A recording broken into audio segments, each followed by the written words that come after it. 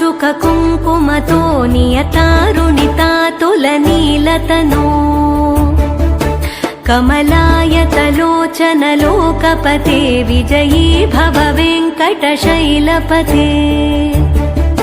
स चतुर्मुख षण्मुख पञ्चमुख प्रमुखाखिल दैवतमौलिमणे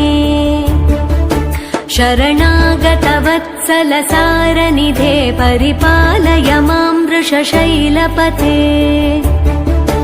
अतिवेलतया तव दुर्विषहैरनुवेलकृतैरपराधशतैः भरितं त्वरितं वृषशैलपते परया कृपया परिपाहि हरे अधिवेङ्कटशैलमुदारमते जनताभिमताधिकदानरतात् परदेवतया गदितान्निगमै कमलादयितान्न परं कलये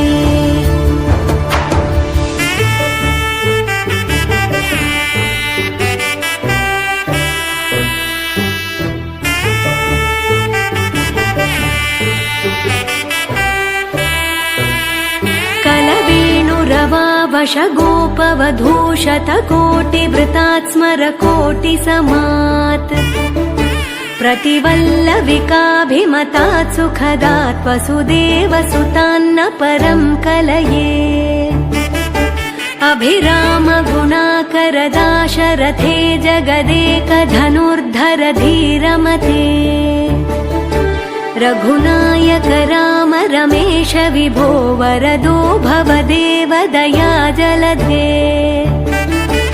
अवनीतनया कमनीयकरं रजनीकर चारुमुखाम्बुरुहम् रजनीचर राजतमो मिहिरं महनीयमहं रघुराममये सुमुखं सुहृदं सुलभं सुखदं स्वनुजं च सुखाय ममोघशरम् अपहाय रघुद्वहमन्यमहं न कथञ्चन जातु भजे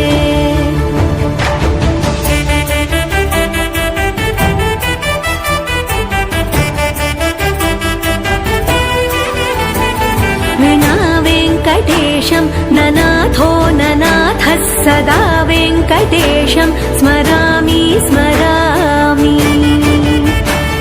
हरे वेङ्कटेश प्रसीद प्रसीद प्रियं वेङ्कटेश प्रयच्छ प्रयच्छ